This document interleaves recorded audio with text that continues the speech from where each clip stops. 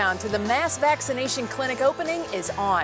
Officials walk us through the setup and just how many people will be vaccinated in the first few days. The beach is coming back to life. The town's coming back to life. We're having some fun out here. Packed beaches filled with maskless vacationers. We're live in Texas with how locals are dealing with the crowds and the fears from the health experts. Tax chaos. New rules might have many Ohioans filing an addendum. What is it and what you need to know about your money?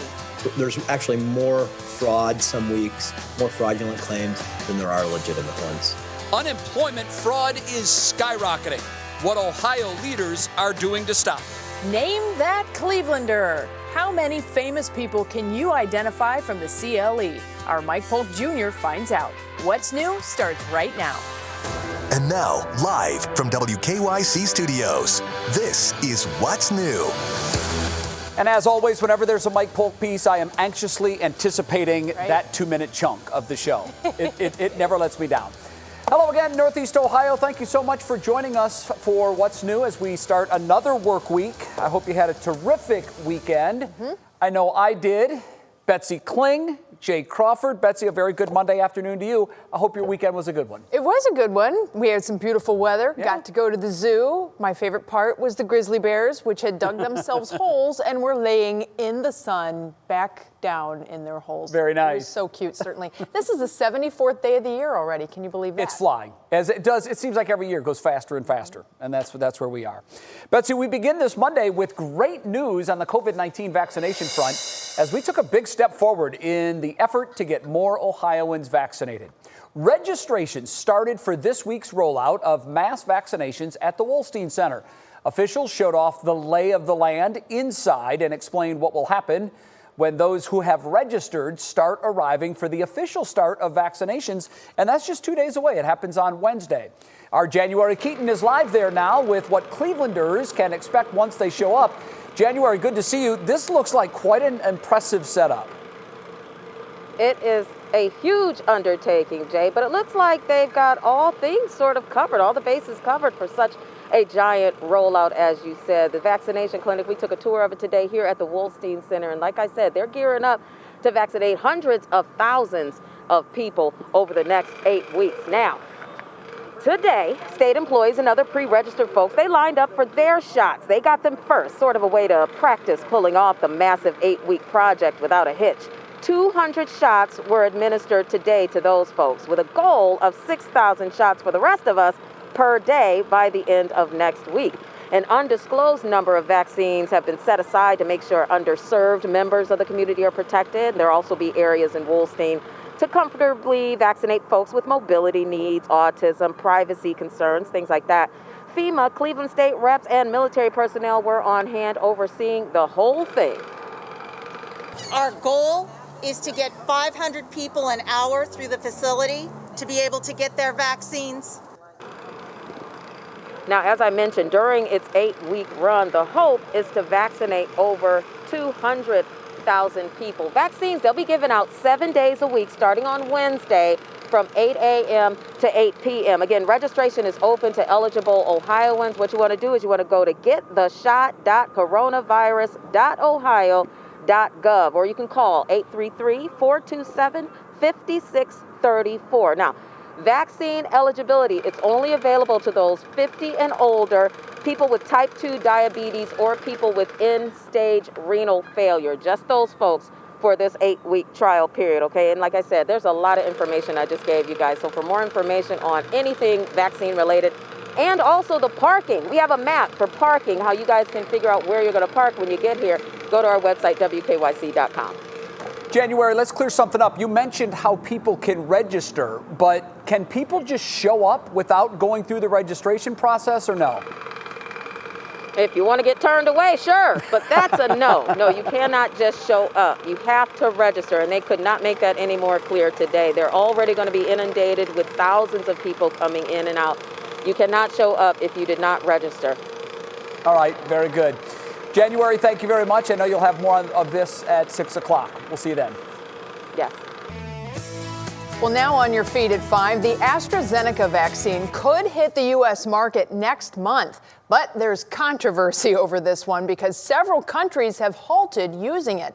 The company is expected to present safety data to the FDA in just a few weeks and then apply for U.S. emergency authorizations shortly after. Senior health correspondent Monica Robbins joins us to explain why and what we need to know. Monica, there is a lot of potentially scary sounding things coming out of Europe related to this Astrazeneca vaccine. I know you're going to put it all into perspective for us.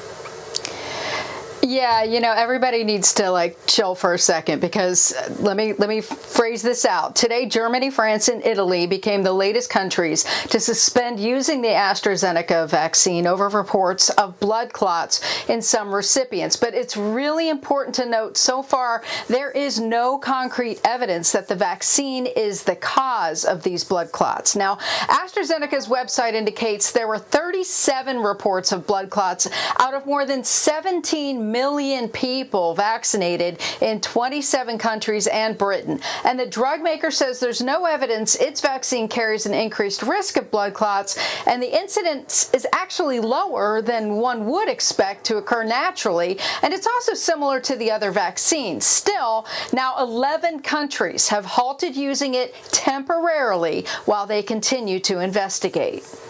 They are saying that the benefit outweighs the risk, and that's very important. Now, the only reason there's been a suspension in some countries is that they are looking at those signals. Now, AstraZeneca is an excellent vaccine, as are the other vaccines that are being used. And as I said, we've reviewed the data on deaths. There has been no deaths to date proven to have been caused by vaccinations.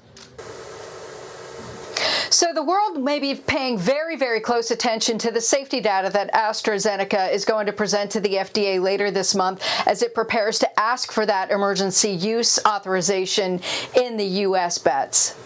Well, Monica, on another note, there is talk that the 6-foot distancing rule, the safe social distancing rule that we've all been adhering to, it may now be reduced to 3 feet. Can you explain what's going on with this? Yeah, it could. That study is relating to kids in school. So there was a study in Massachusetts that found with 100% mask use, there's no difference in spread between 6 feet and 3 feet. The CDC is aware of this data and more research is underway. Dr. Fauci expects those results are going to come soon and back up this initial research. And if that happens, the CDC would then change its guidelines for schools, which could obviously help get a lot of them open sooner. But as for the rest of us, we're still waiting to find out. But yeah, I would think that a lot of restrictions are going to be, let's just say, loosened up quite a bit, hopefully by July, as long as everybody continues following the rules. At least get us through spring break, everyone. Please just keep wearing your mask and do what you got to do so we don't see another surge, because that's already happening in other countries, and that's really, really concerning. And speaking of spring break, we have a little bit more information about that coming up in just a little bit. Thank you so much, Monica. Always appreciate your insight. Sure. Well, chances are you spend some of your free time scrolling through social media. In fact, the amount of time the average American spends scrolling through social media, it's a little embarrassing, actually. Vox found that Americans spend, get this, 82 minutes per day. That's an hour and 22 minutes on social media. Last year, that was actually a 7-minute per day increase from 2019. Those are startling numbers, really. Well, now perhaps something positive can come from that, because while you're scrolling, you can now sign up for a COVID-19 vaccination. Facebook has teamed up with Boston Children's Hospital and Vaccine Finder to help users find appointments. We tested it out. Right now, it appears that you can only do this when you're using the Facebook app, but we'll take you through how it works. Once you log onto Facebook, search COVID-19 Information Center. You can then scroll down and find a vaccine. Click on that. You have two options once you click on that. You can find a vaccine or visit the state's website. That's all the way down there at the bottom. By clicking Find a Vaccine, you'll be brought to a map, which is really interesting. It's going to give you a whole lot of red dots. Those are nearby pharmacies where you could get the vaccine. So click on one of those red icons, then get an appointment information. That'll bring you to the provider's website where you can start the process of actually scheduling a vaccination appointment. It's actually pretty easy, Bets. That sounds great, right there in the palm of your hand. Yep. Hopefully helps a lot of folks, certainly. Well, everybody, you know what? It's Money Monday, and today we're talking about everyone's favorite topic, taxes. Tax day is 1 month away, and now things are getting confusing. Have you heard this yet? The IRS just changed the rules when it comes to unemployment benefits, which so many of us got last year. Well, our Romney Smith breaks down what you should do if you've already filed and if you're being taxed. Tax season is in full swing, and for anyone who filed early who claimed unemployment benefits, you were taxed on that income. But Henry Gers with the American Institute of Certified Public Accountants says there's not much you can do right now. Those individuals who have already filed their 2020 tax return, the IRS has come out with a communication saying, just stop. Don't file an amended return at this point in time. We're working through the system. Cleveland CPA Michael McGivney says anyone who hasn't filed their taxes won't be taxed on unemployment income due to a new waiver from last week. The IRS forms and instructions that are being released now and updated now are going to reflect the fact that this $10,200 exclusion exists. Tax season also means tax scams, so always protect your identity, social security number, and even where you use the internet. You can have your identity stolen in so many different ways. If you're in a coffee shop or you're in an airport, you're using free Wi-Fi, you're exposing yourself. Whether you filed or not, know the deadline is in 1 month, and the government wants its money regardless of your situation. It is important to note that any taxes that you have due are generally due on April 15th. So an extension to file is not necessarily an extension to pay. But that could take some pressure off people to get their taxes filed, just file an extension. Another question you guys have, you want to know if working from home will impact your tax return. While you may be able to claim some things, you can't claim everything. So it's advised that you talk with a tax professional for all of those detailed nuances. I just think it's stunning that here we are 1 month to go to tax deadline. I know. And now we're finding out these new rules. It's just, it's a different kind of surprise. I'm at a little bit of a loss for words on that one. But, so are accountants. Well, we're all in this together, everybody. We'll figure it out. Thank you, Romney. You're not the only one lost for words. I mean, what? It's 2020 was over how long ago? Unbelievable. I don't know. Next on What's New, tackling unemployment fraud, consumer investigator Danielle Serino explains why it's on the rise here in Ohio and how the state is doing its best to put an end to it. Plus, the 2021 Grammys are in the books. We have highlights you may have missed last night coming up in Pop Break. And this week we are switching up Save Our Sauce, featuring on specific cuisine when it comes to Latin food. Quisqueya, Latin cuisine, serves up some great Dominican dishes. You can get everything from fried snapper here to delicious flan. Just ask Jose Ramirez. He's been known to frequent this spot. Kinda cool. Check out this restaurant and more from our Doug Tratner. You can do it at WKYC.com/SaveOurSauce. What's new?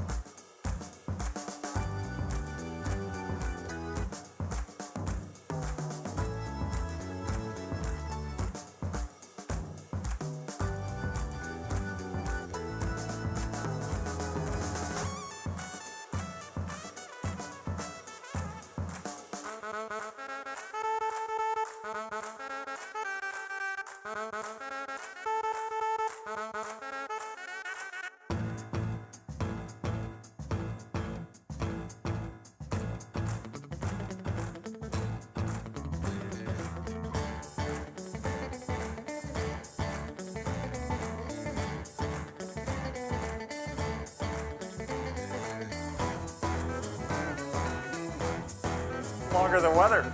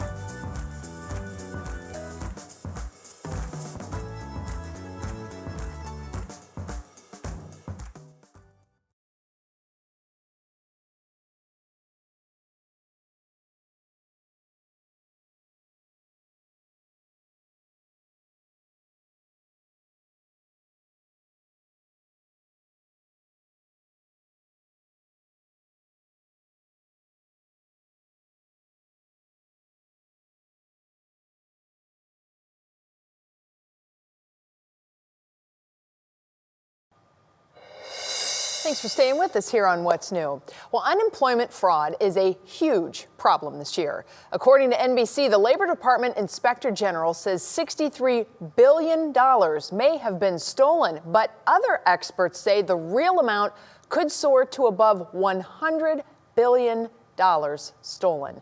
Now, here in Ohio, fraud claims cost the state hundreds of millions of dollars and delayed those legitimate claims. Consumer investigator Danielle Serino has information on why it's happening and what's being done to try to stop it. A year after the start of COVID, we're not just dealing with a health pandemic, but a pandemic of unemployment fraud. Unbeknownst to me, I hadn't lost my job. At least they didn't tell me I did, so. Scott Cummings been a teacher for the past 2 decades, so he was shocked when he got this letter saying he applied for unemployment. A day later came this one telling him to pick a pin for his account. The next day, yet another letter. And it had the person's name and part of their social security number. And evidently, I was their boss. Ohio Department of Job and Family Services wanted to know why I let this person go. He reported the fraud on the department's website, but he wanted to talk with someone. I mean, now he's thinking 2 people were using his name to get benefits. The 3 times I've tried to call, it's been like 40 minutes, and then I wait. And as I wait, my time should be going down, but it keeps getting more. So I just kind of gave up. But the thieves haven't. In just the past 2 months, more than 200,000 fraud reports have been filed with the Department of Job and Family Services. In fact, 4 alleged drug dealers in Ohio were recently charged with stealing tens of thousands in unemployment benefits, although the problem's far from local. So you have both domestic and international criminal rings, largely from Russia, China, Nigeria, who are gleaning this information off the dark web and filing claims in your name. Information about you that's been stolen through the endless corporate data breaches that occur every year. Nationwide, the Labor Department estimates more than $63 billion has been paid in fraudulent and questionable benefits. Much of it in California, where a prison fraud ring, which included convicted killer Scott Peterson, filed 35,000 claims alone. And just last week, 2 postal workers were arrested, accused of stealing $200,000 in unemployment benefits. Thieves have also set up fake unemployment websites where people get directed by clicking on email links. And some victims don't find out until a tax form arrives. Some weeks, more fraudulent claims than there are legitimate ones. It's why Ohio lawmakers introduced a bill requiring applicants to show proof of ID in person, and why the state is spending millions in technology to catch the fraud. Every month in the next 6 months, we'll have a sprint that will be focused on what we can do immediately to have a positive impact on the citizens of Ohio. Until then, tens of thousands of Ohioans might have to wait to get their legitimate claims paid. I'm grateful for that I do have a job, but like I said, it's frustrating that it's taken resources away from those people.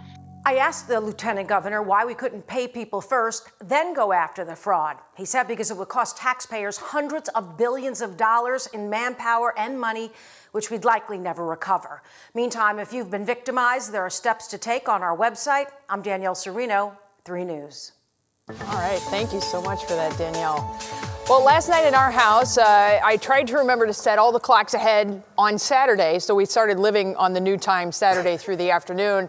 And the one that I usually look at, which is in the kitchen, is the one I didn't set. So last night, I'm like rolling through the day, everything's great, and all of a sudden my daughter Josie comes in and says, "Hey Mom, it's 9:20, we should probably go to bed now." And I was like, ah! So if you all are with me on the time change, get everything caught up today.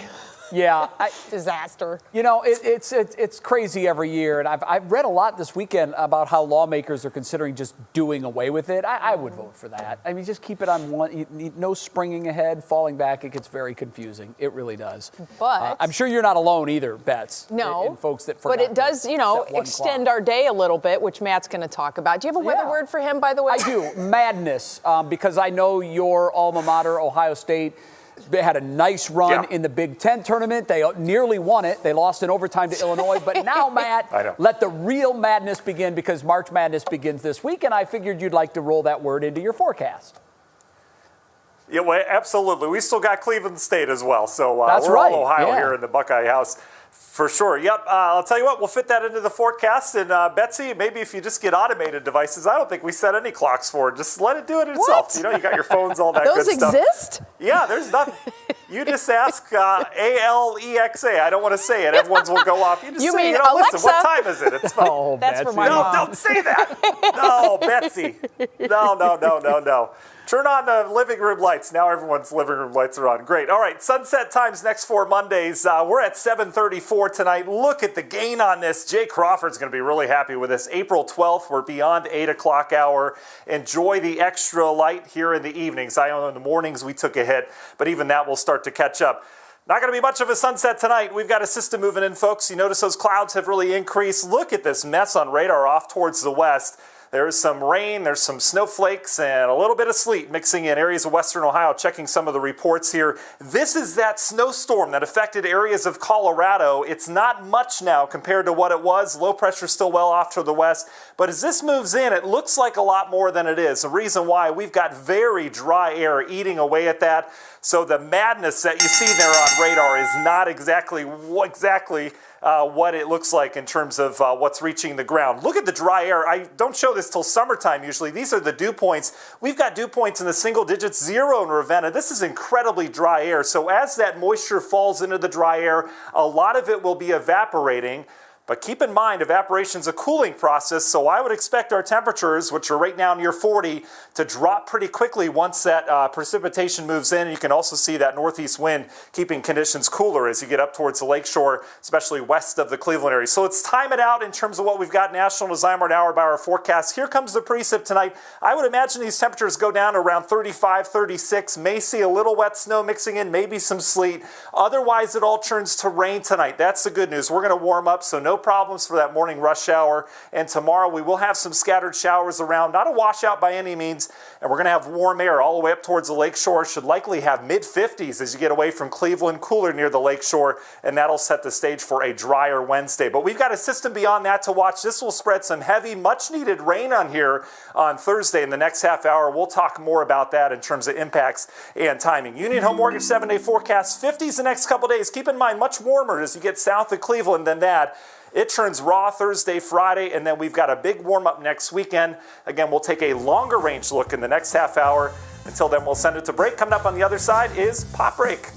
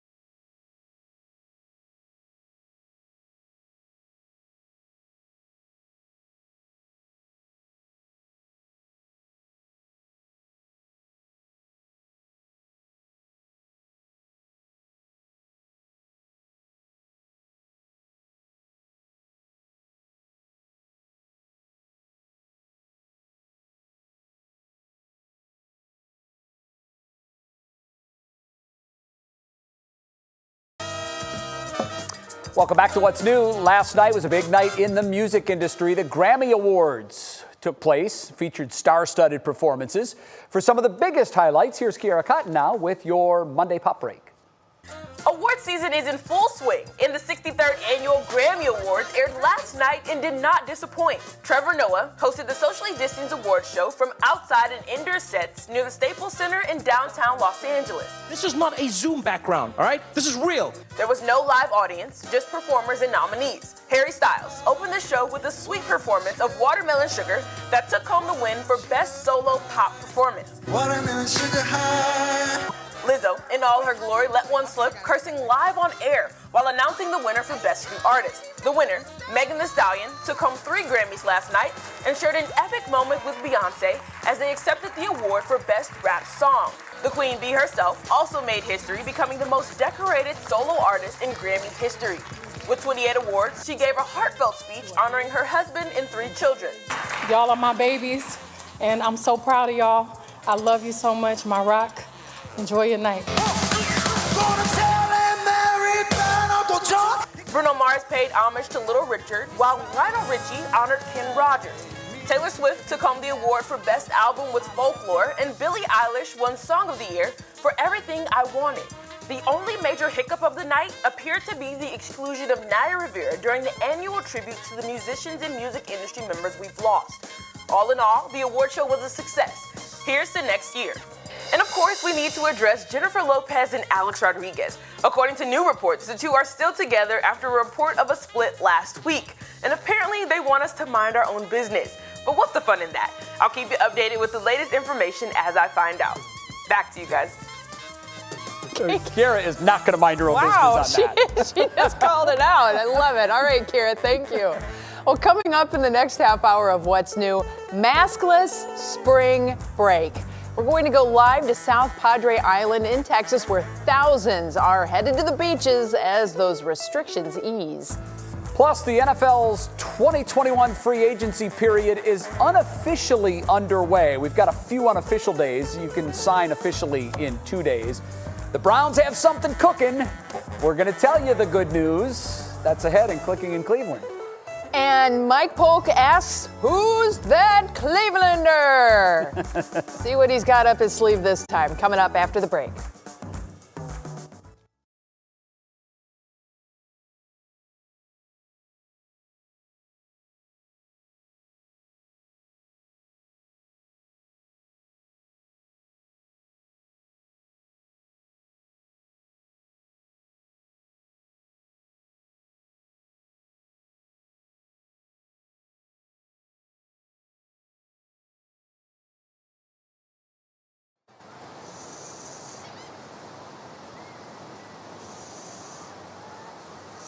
Hey, I do. How are you?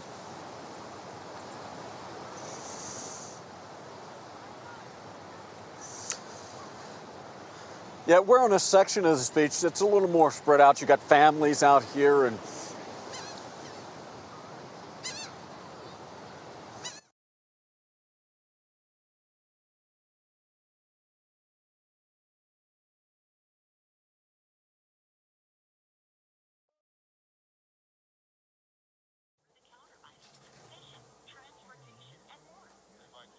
I got you. How we sounding? I'll be up here. 1, 2, 3, 4. Come on, baby. Let's have some fun now. 5, 6, 7. All right. Sounding good?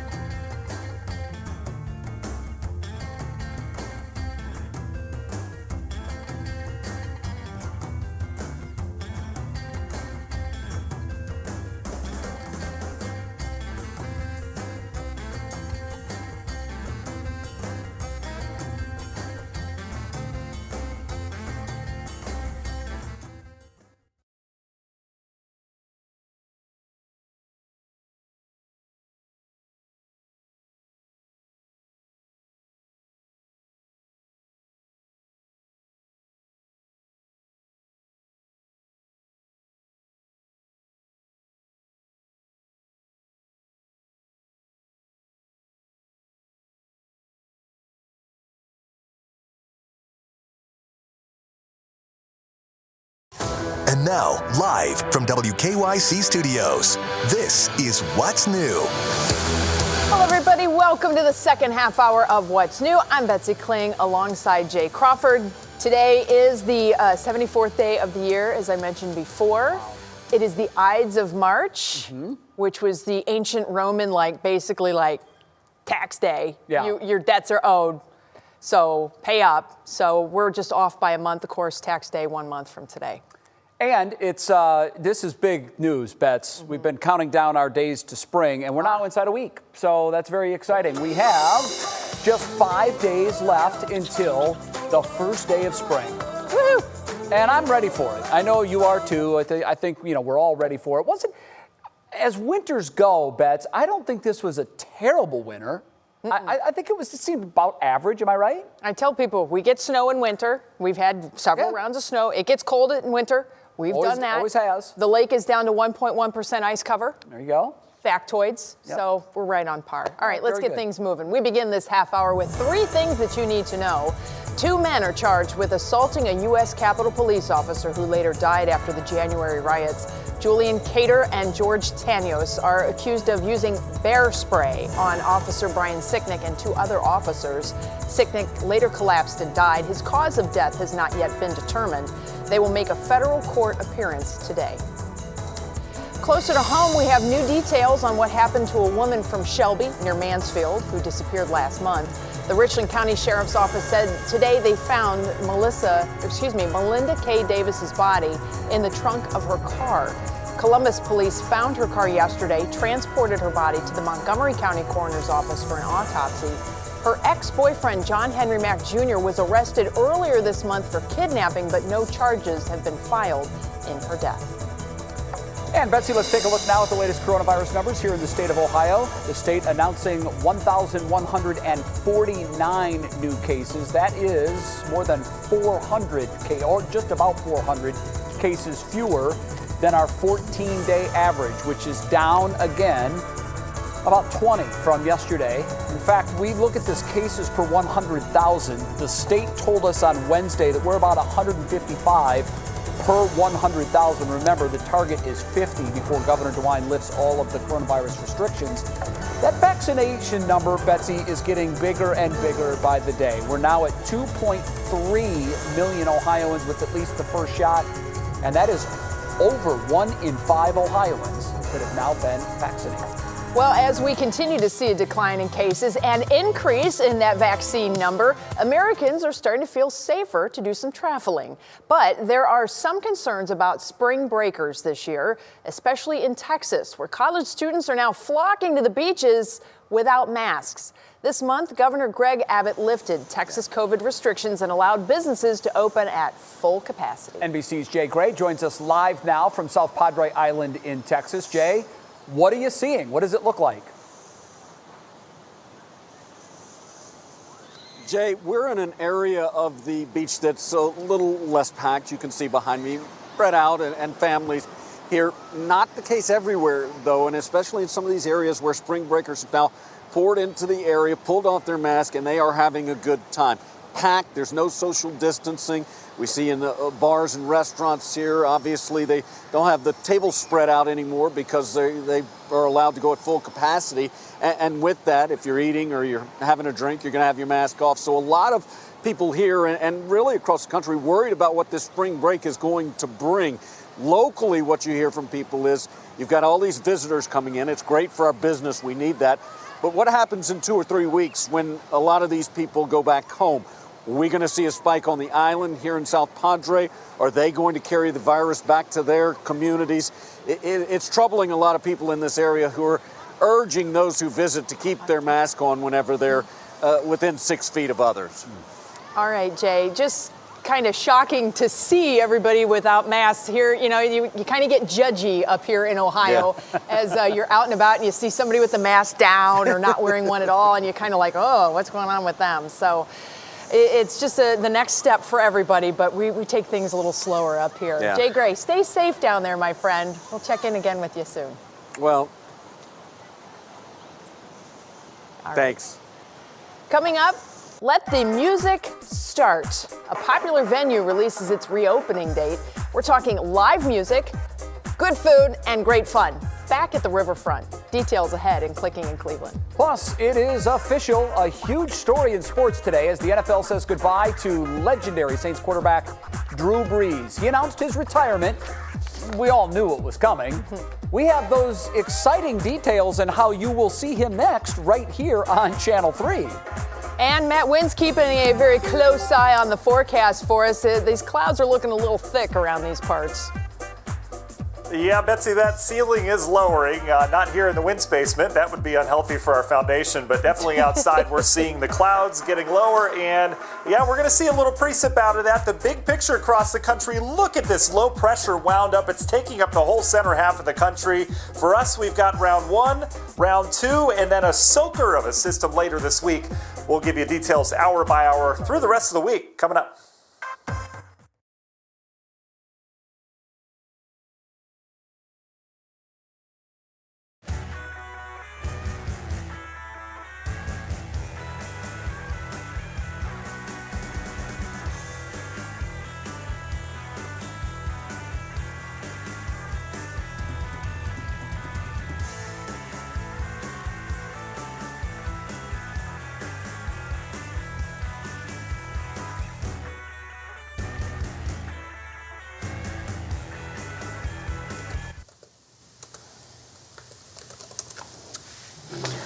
Hello, Al. Saucy Brewworks is choosing sides, and they want the name to be Municipals for the tribe. I agree. I'm just not vibing with Municipals. I agree.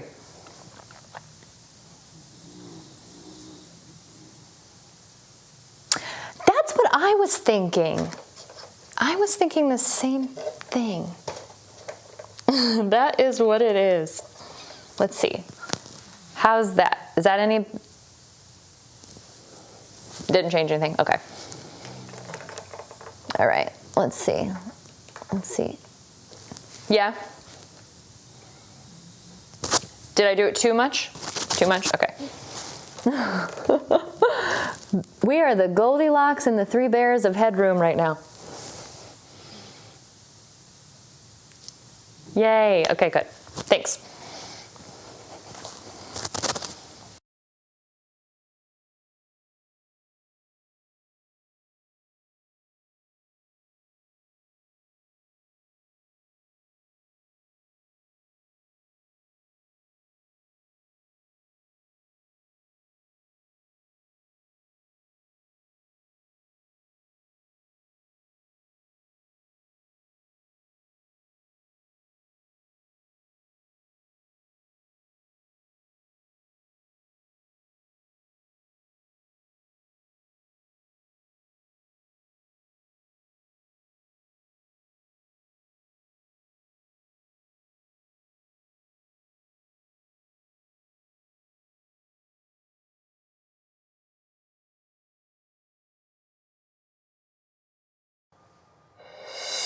Check out this video. Parts of Colorado digging out from 3 feet of snow over the last few days. Denver International Airport was closed for several hours because of blizzard conditions, causing over 200 flights to be canceled, and drivers there stranded for hours. You can imagine that caused quite an impact. That storm has been moving east, is causing severe weather in the south and snow in Chicago, and believe it or not, Matt tells us our own radar is beginning to light up with a whole wintry mixing mess. It's not going to be high impact for us, but it's more or less just a gut punch at this point. Yeah, Betsy, just kind of a reminder that, yeah, it's March around here. You know, out in Colorado, March is their snowiest year. This is when they typically get that moisture in there with the cold air. So, hey, they can have it. Now we're ready to kind of flip the page and see those flowers coming up from the ground. But it's going to take some time, folks. But here's that system that Betsy was talking about. This was a powerful area of low pressure areas of Colorado, the Rockies. As you saw there, it headed up down through the Four Corners region. We had that upslope flow. But now it's just kind of unwinding itself, much like a top that's spinning really tightly. It's just kind of letting loose now, folks. So we've got the remnant parts kind of moving through. Not a lot of potency to it, but we've seen some pretty decent snowfall rates in this. There's decent lift in the atmosphere as this moves in. So we are going to get a pretty good round of some precip tonight once it reaches the ground. But that air is just so dry that's working into it. So it's kind of a battle between the dry air and this forcing coming in. And I do think some of that forcing will win out. We'll likely have some rain, some snow, perhaps a little bit of sleet mixed in as well. Models have been saying this is going to be all rain. That hasn't been the case west of us, so I wouldn't be surprised to see some of that wintry precip in. You can see right now a lot of it not reaching the ground until you get just west of the Belleville, Mansfield area out towards Findlay. I was checking some of the webcams. There's not a lot reaching the ground out there yet either. So we're not expecting a whole lot, and as we mentioned, not a big impact tonight, just something to keep an eye on. So here we go, hour by hour with that forecast. You can see that bulk of precip kind of moving through the area tonight. Again, most of it should be rain by morning. Reason why temperatures are slowly going to be on the rise tonight. So by morning, we'll find temps well above freezing. One perhaps round of some rain tomorrow morning. I was tracking that last night. That's got good lift as well. I wouldn't be surprised if there was a lightning strike or two with that as that moved through. Kind of interesting, just keep it in the back of your mind, but by afternoon we've got scattered showers around, a nice push in temps. It will be cooler near the lakeshore. We'll hover near 50, maybe upper 40s, but mid-50s as you get away from that lake as the wind eventually turns out of the north behind that low pressure system, and Wednesday looks quiet for your St. Patrick's Day. It doesn't look quiet after that. We've got a strong area low pressure to be developing on Wednesday off towards our west. This will bring a soaking rainfall to northeast Ohio as we get on into Thursday. And the wind is going to be cranking as well. Look at those isobars. We're going to start with an east wind. We're going to bring it off the lake. It's going to be raw around here on Thursday. Friday will be cold, but the moisture will be exiting. And this is strong high pressure heading in for the weekend.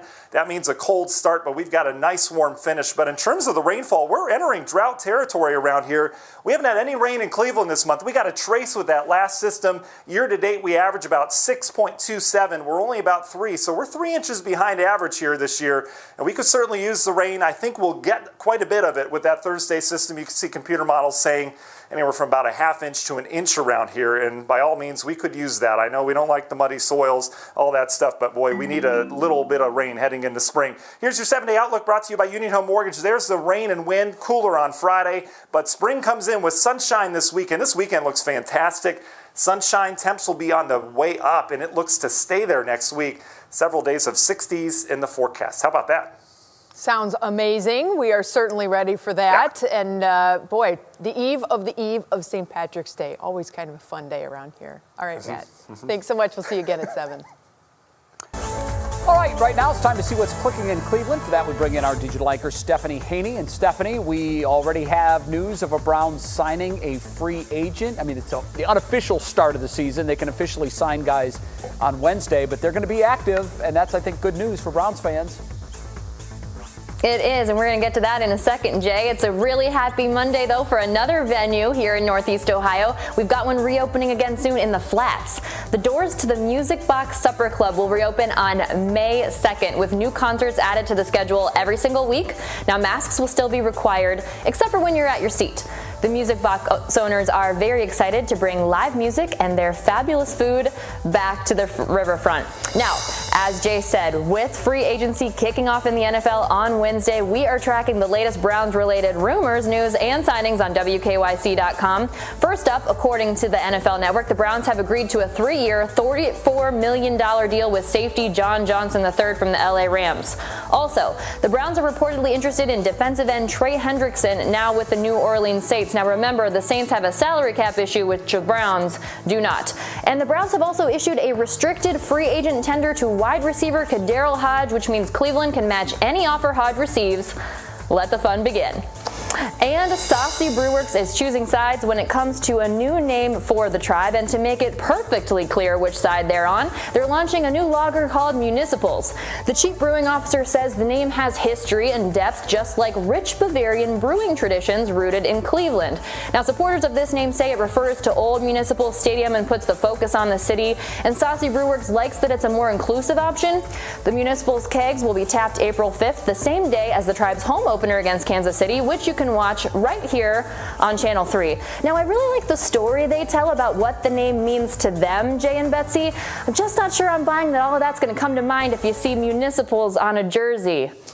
I think it will for the older fans, but for most of those, I would say 35 and under, 30 and under, they probably have no memories of the old stadium and probably just hear older people talking about it. I'm not sure that would translate, but hey, I love it. I spent many days at Municipal Stadium and loved it. Steph, thanks. We appreciate it. Well, here's some news for you. The NFL and New Orleans Saints are losing a Hall of Fame quarterback, but their loss is NBC's gain.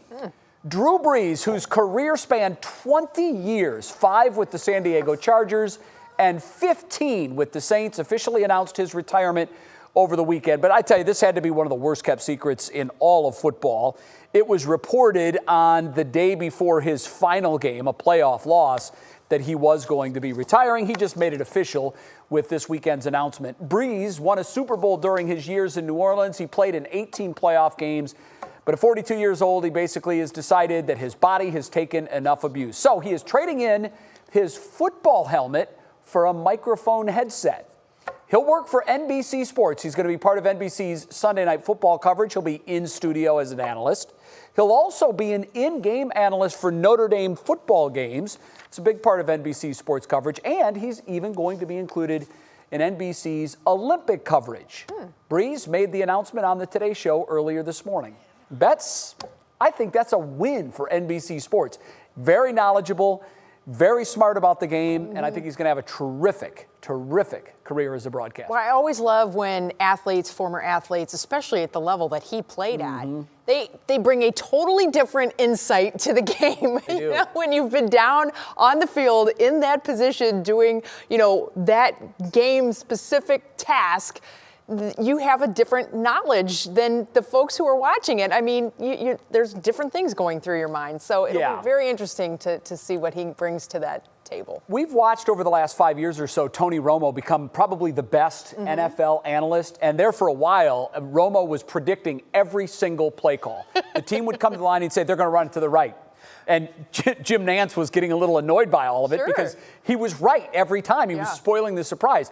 Drew Brees will be that same kind of analyst. He did his homework. He knows what defenses are what look a defense will give a quarterback and what play a quarterback is likely to change into based on that defensive front. So it's going to be very fun to see him in that role as an analyst. Good for him. What a career. What a career.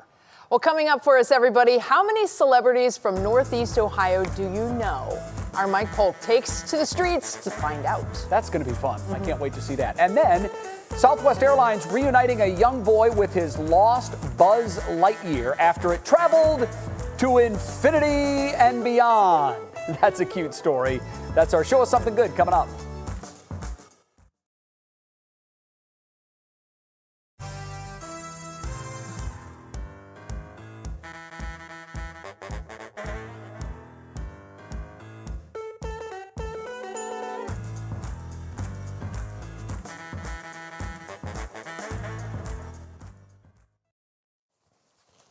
Romo's scary when you hey, how we sounding here? I was just saying how Tony Romo's scary as far as an analyst because he'll call he'll make in 3 plays they're going to run a button hook, and then he's right. It's insane. He looks prophetic every time, and I love how he does it with an arrogance about it too, a little bit too. He's like, yeah, I knew. Obviously, that's what they're going to do. Yeah, obviously. You guys, okay. Go. No problem. Sorry, I don't know why I had to do that. Let's get excited in that moment.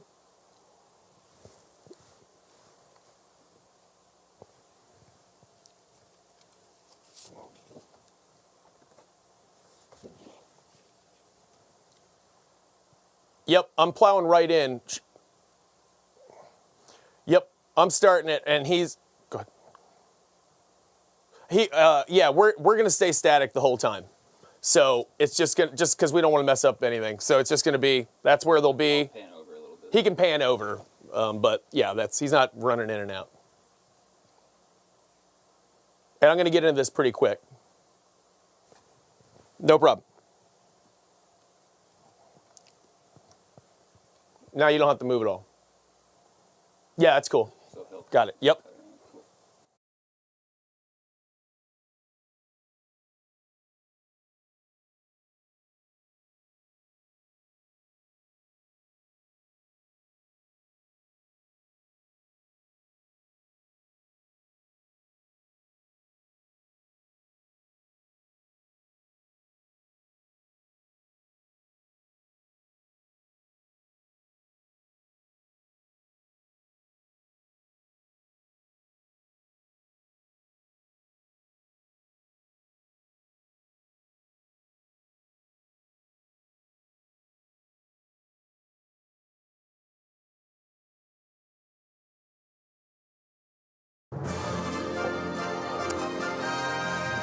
Well, between last night's Grammy Awards and today's Oscar nomination announcements, it's been a busy few days in Hollywood, and Northeast Ohio is back in the spotlight as well, thanks to the 6 Oscar nominations for Judas and the Black Messiah, which was partially filmed right here in Cleveland in 2019.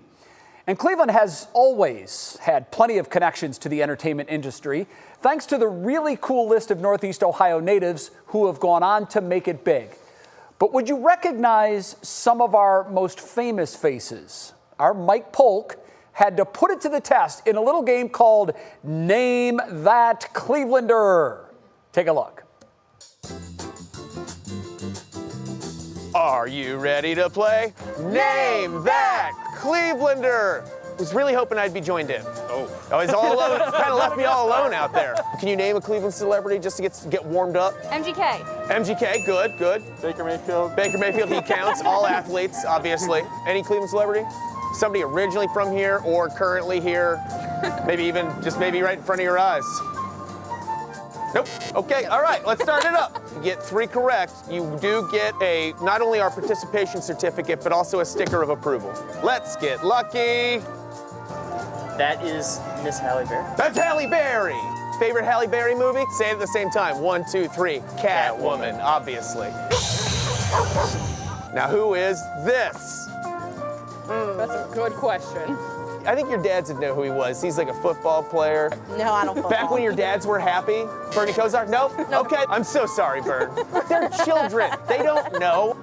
Who's that? Wow. Woof, woof, woof. No, that's all right. He was a talk show host, probably about 10 to 12 years before you were born. It's Arsenio!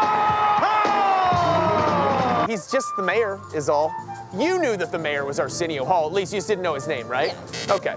Thank you, Mr. Mayor, for your participation. Oh, everybody loves this guy. Say it all at the same time.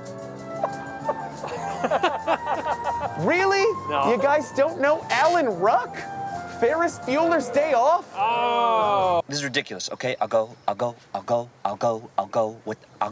Here it is. Who's that? Slider. Right out of the gate, 1 for 1. Probably our most famous actor that ever came from Cleveland. This one hurts because you've seen him, and now you're going to be possibly on local television not recognizing him. I have no idea who this is. That's okay. That's Paul Newman. Who is this Cleveland celebrity? Tim Misney. Oh! It's not Tim Mesney. It is Tim Misney. Misney, right? Tim Misney. There you go. We are 3 for 3 on Tim Misney.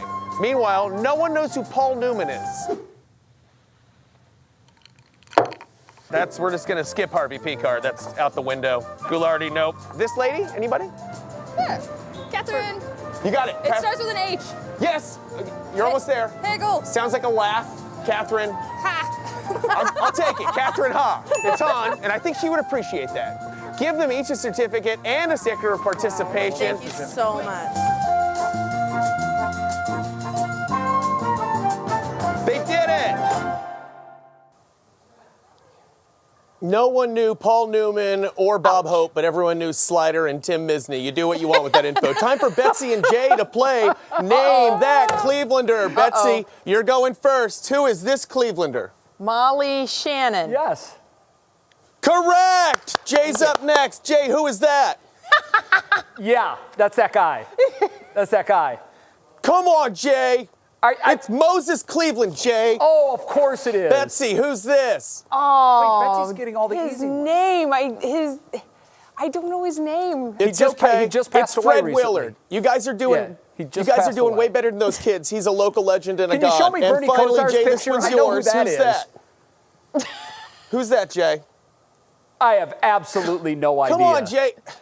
It's Dr. Dayton C. Miller. He invented the full-body X-ray Obviously. in 1896. Are No you clue. sure you're even from Cleveland, Jay? No clue. All right. Hey, by the way, what we learned you guys from this did fine. exercise, Mike Polk, is that it pays to advertise. Everybody knew Tim Misney. Everybody knew Tim. Yes, That's that is unbelievable. working for him, it seems. Very good. Congrats. All right, Mike, thank you very much. Sorry we bombed your game. That's all. I'm sure he's okay with it. Thanks, Mikey. Well, everybody, you know the phrase, to infinity and beyond. Next up, the moment that is touching hearts around the country. Coming up and show us something good. Aw, look at that little man.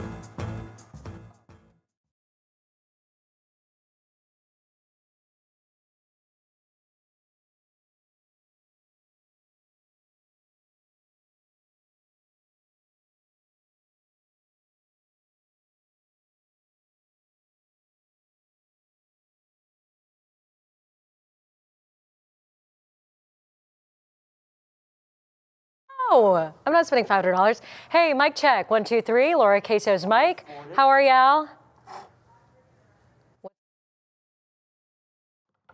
Yes, sir. I got you. All right, we're talking about taxes again. Really confusing. Just go to the pros. That's what I do. Vaccine is being halted for use. Al, how are you? Its COVID vaccine is being halted in several European nations. This coming. Yep, I do. Hello, talking to Al. 1, 2, 3, 4. Yeah, the study was on a Massachusetts school.